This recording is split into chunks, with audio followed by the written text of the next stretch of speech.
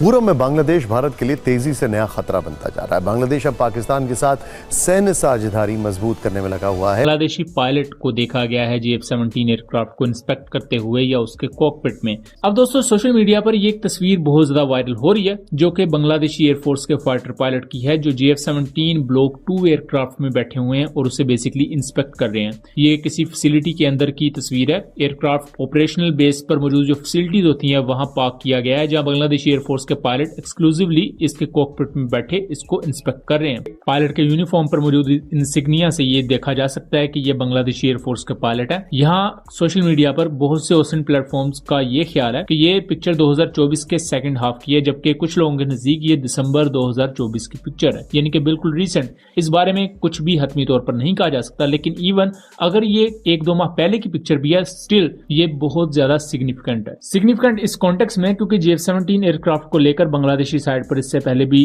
चीजें निकलकर सामने आ चुकी हैं और उसके अलावा J-10C एयरक्राफ्ट को लेकर भी बांग्लादेशी साइड पर बयानात मौजूद हैं। सो ये 2 एयरक्राफ्ट ऐसे हो सकते हैं जिसमें बांग्लादेशी एयरफोर्स इंटरेस्टेड हो और उनको इंस्पेक्ट कर रही हो। पहले पाकिस्तान की तीखी, गंदी, बेकार सोच लेकर आए जिसका हथियारों की तरह इस्तेमाल हो रहा है, और अब पाकिस्तान के हथियार ही लेकर आ रहे हैं। आखिर मोहम्मद यूनुस बांग्लादेश में नापाक हथियारों का भंडार क्यों चाहते हैं? वो पाकिस्तानी हथियारों से भारत के खिलाफ क्या कोई बड़ी साजिश रच रहे हैं? मोहम्मद यूनुस का चेहरा भले ही मासूम दिखता है, लेकिन उनका दिमाग दिन रात शातिर चाले सोचता रहता है, और उनके इसी दिमाग में खतरनाक विचार यह आया है कि वो अब पाकिस्तान से मिसाइल भी खरीद सकते हैं। इंटरेस्टिंग बात है कि उस मिसाइल का इस्तेमाल किसके खिलाफ करेंगे? म्यांमार के खिलाफ, जो कि चीन की शह पर बांग्लादेश के अंदर घुसता जा रहा है, और चीन से मोहम्मद यूनुस के संबंध बेहतर होते जा रहे हैं, और उसी चीन से पाकिस्तान के संबंध कैसे हम सब जानते हैं। तो फिर इन हथियारों का इस्तेमाल कहां होगा? भारत से तनाव के बीच बांग्लादेश पाकिस्तान से जिस मिसाइल को खरीदना चाहता है वो एक शॉर्ट रेंज बैलिस्टिक मिसाइल है। ध्यान दीजिएगा, short range. Indian defence research wing यानी IDRW है। RW की एक रिपोर्ट के हवाले से जानकारी दी गई है कि इस मिसाइल का नाम हत्फ-2 है और इसकी रेंज 400 किलोमीटर है। हत्फ-2 बैलिस्टिक मिसाइल को अब्दाली मिसाइल के रूप में भी कहा जाता है। अब आप अब्दाली नाम से थोड़ा हैरान होंगे। सन 1747 में अहमद शाह अब्दाली अफगानिस्तान का बादशाह बन चुका था। सन 1761 में मराठाओं और अब्दाली के बीच पानीपत की ऐतिहासिक जंग लड़ी गई थी। सोचिए कि पाकिस्तान की अपनी कोई ऐतिहासिक उपलब्धि ही नहीं है, या फिर वहां पर इतिहास से जुड़ा कोई नायक ही नहीं है जिस पर पाकिस्तान गर्व कर सके। पाकिस्तान के साथ ऐसी कोई विशेष बात इसलिए भी नहीं है क्योंकि 1947 के पहले बस एक ही देश था और वो भारत था। लेकिन शेखी भगारनी है तो मिसाइल का नाम कभी अब्दाली तो कभी गजनवी रखकर झूठा घमंड करता रहता है। और ये दोनों एयरक्राफ्ट बांग्लादेशी एयरफोर्स के लिए इस कॉन्टेक्स्ट में भी अहम है, क्योंकि जिस एयरक्राफ्ट को आप इंडक्ट करते हैं उसका सबसे बड़ा मसला उसकी अवेलेबिलिटी होता है। अगर पाकिस्तान के कॉन्टेक्स्ट में आपको मिसाल दूं तो F-16 जिसको कारगिल वॉर में पाकिस्तान प्रॉपर तरीके से यूज नहीं कर पाया था क्योंकि प्रॉपर स्पेयर पार्ट्स अवेलेबल नहीं थे, अमेरिकन सैंक्शंस थी, सो वहां अवेलेबिलिटी का मसला था। अगर वेस्टर्न एयरक्राफ्ट जैसा कि राफेल की बात की जाती है, राफेल बांग्लादेश खरीदता है, तो उस कॉन्टेक्स्ट में इंडिया भी राफेल को यूज करता है और इंडिया के ताल्लुकात फ्रांस के साथ बहुत अच्छे हैं। तो यहाँ अवेलेबिलिटी का इशू बांग्लादेश एयरफोर्स को होगा, लेकिन अगर चाइनीज या पाकिस्तानी एयरक्राफ्ट को यूज किया जाता है तो अवेलेबिलिटी के इश्यूज नहीं होंगे। सो इस कॉन्टेक्स्ट में हम ये भी जानने की कोशिश करेंगे कि जो बांग्लादेशी एयर चीफ का एक बयान था जिसमें वे क्लेम कर रहे थे कि बांग्लादेश एयरफोर्स बहुत जल्द एक मल्टी रोल एयरक्राफ्ट को एक्वायर करने जा रही है, तो उस कॉन्टेक्स्ट में क्या JF-17 को इंस्पेक्ट किया जा रहा है या ये तस्वीर पुरानी है या नहीं है, इस चीज को लेकर डिस्कस करेंगे। और कुछ जियोपॉलिटिकल चीजें जो कि सिर्फ पाकिस्तान, इंडिया और बांग्लादेश को लेकर डिस्कस की जा रही हैं। दोस्तों पाकिस्तान, बांग्लादेश और इंडिया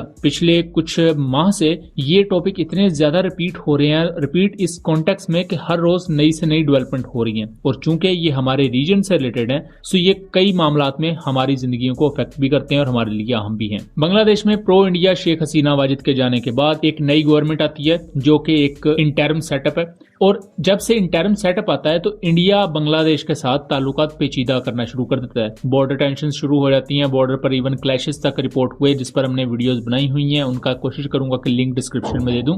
और उसके बाद हमने ये भी देखा कि जहां माजी में बांग्लादेश इंडिया में होने वाली हर मिलिट्री एक्सरसाइज में जाता था, लेकिन 2024 में होने वाली तिरंग शक्ति 2024 एक्सरसाइजेज में बांग्लादेश नहीं गया। लेकिन 2024 में ही जो पाकिस्तान की इंडस शील्ड 2024 एक्सरसाइजेज हुई, बांग्लादेश ने उसमें शिरकत की। पाकिस्तान लाइव के मुअज़्ज़िज़ नाज़रीन, अस्सलामु अलैकुम। पाकिस्तान और बांग्लादेश के दरमियान दिफाई ताउन के हालिया इक़दामात ने भारतीय मीडिया को शदीद परेशानी में मुब्तला कर दिया है और ये मौजू भारत में हर न्यूज चैनल और सोशल मीडिया पर ज़ेर बहस है। एक वायरल तस्वीर जिसमें बांग्लादेशी पायलट को पाकिस्तानी JF-17 थंडर में बैठे देखा जा सकता है, ने इस हलचल को मजीद बढ़ा दिया है। रिपोर्ट्स के मुताबिक पाकिस्तान न सिर्फ बांग्लादेश को जदीद जंगी तैयारे फराहम करने की मंसूबाबंदी कर रहा है, बल्कि बैलिस्टिक मिसाइल, दिफाई टेक्नोलॉजी और फौजी तरबियत भी देने के मुआहदे कर रहा है, जिससे बांग्लादेश की दिफाई सलाहियतों में बेपनाह इजाफा होगा। ये पेशरफ्त भारतीय मीडिया के लिए एक बड़े स्ट्रेटेजिक खतरे के तौर पर पेश की जा रही है, क्योंकि इससे खित्ते में ताकत के तवाज़ुन पर गहरे असरात मुरतब हो सकते हैं। भारतीय मीडिया का कहना है कि शेख हसीना की हुकूमत के खात्मे के बाद बांग्लादेश का पाकिस्तान के करीब होना भारत की खित्ते में पोजीशन के लिए एक बड़ा धचका है। इसके अलावा ये सवाल भी उठाया जा रहा है कि बांग्लादेश और पाकिस्तान के दिफाई ताल्लुकात भारत के लिए मुस्तकबिल में किस हद तक खतरनाक हो सकते हैं। सोशल मीडिया पर भी भारतीय अवाम में बेचैनी देखने को मिल रही है, जहां लोग हुकूमत से सवाल कर रहे हैं कि वो इस बदलती सूरत हाल का क्या हल निकालेगी। ये सूरत हाल न सिर्फ भारत के लिए एक दिफाई चैलेंज बन रही है, बल्कि खित्ते में नए इत्तेहाद और मुमकिन तनाज़ात को भी जन्म दे रही है। पाकिस्तान और बांग्लादेश के मजबूत होते ताल्लुकात ये साबित करते हैं कि दोनों ममालिक खित्ते में अपनी खुद मुख्तारी और दिफाई पोजीशन को मजबूत बनाने के लिए एक दूसरे के साथ ताउन को मजीद फरोग दे रहे हैं। भारतीय मीडिया की मुसलसल चीखों पुकार इस बात का सबूत है कि ये इत्तेहाद उनके लिए एक बड़ी परेशानी बन चुका है और आने वाले दिनों में ये मामला मजीद शिद्दत इख्तियार कर सकता है। इस वजह से भारतीय मीडिया पे क्या चल रहा है, इस वीडियो में देखें। वीडियो में आगे बढ़ने से पहले हमारे चैनल पाकिस्तान लाइव को सब्सक्राइब जरूर करें ताकि आने वाली वीडियो अपडेट से आगाह रहें। खैर, वापस लौटते हैं बांग्लादेश से जुड़े इस नए डेवलपमेंट पर और आपको बताते हैं कि ये डील भारत के लिए कितनी खतरनाक हो सकती है। जो रिपोर्ट्स आ रही है उसके मुताबिक इस डील के संबंध में पाकिस्तान और बांग्लादेश की ओर से भले ही कोई आधिकारिक पुष्टि अब तक ना हुई हो, लेकिन खबरें हैं कि इस्लामाबाद बांग्लादेश के इस प्रस्ताव को स्वीकार कर सकता है। इस मिसाइल की कम दूरी की वजह से भारत का पूरा उत्तर पूर्व इलाका जद में आ सकता है। बांग्लादेश की सीमा से जुड़े 5 राज्य पश्चिम बंगाल, असम, मिजोरम, मेघालय और त्रिपुरा की सुरक्षा की चिंता बढ़ सकती है।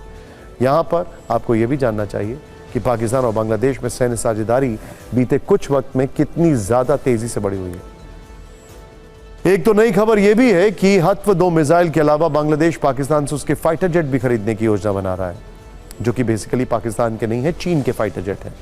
बीच में खबरें यह भी आई हैं कि बांग्लादेश चीन के लड़ाकू विमान भी खरीदने को इच्छुक है, जो कि डायरेक्टली चीन से खरीदेगा, क्योंकि पाकिस्तान के पास भी चीन के लड़ाकू विमान ज्यादा है, या तो चाइना के हैं या कुछ अमेरिका के। हाल ही में पाकिस्तान के कराची शहर से निकले जहाज के जरिए पाकिस्तान ने भारी मात्रा में RDX और काफी संख्या में AK-47 राइफल बांग्लादेश पहुंचाए। वही पाकिस्तान की आर्मी 53 साल बाद बांग्लादेश की जमीन पर कदम रखने वाली है। अगले वर्ष यानी फरवरी 2025 में पाकिस्तान की सेना ढाका पहुंचकर बांग्लादेश की सेना को ट्रेनिंग देने वाली है। ये कार्यक्रम पूरे 1 साल तक चलने वाला है। पाकिस्तान और बांग्लादेश की ऐसी अप्रत्याशित जुगलबंदी से भारत अब बहुत सावधान हो चुका है। इंटरेस्टिंग सवाल यह है कि क्या मोहम्मद यूनुस एक पैरेलल आर्मी तैयार कर रहे हैं, क्योंकि अभी भी एग्जिस्टिंग आर्मी चीफ वो हैं जिनको शेख हसीना ने चुना।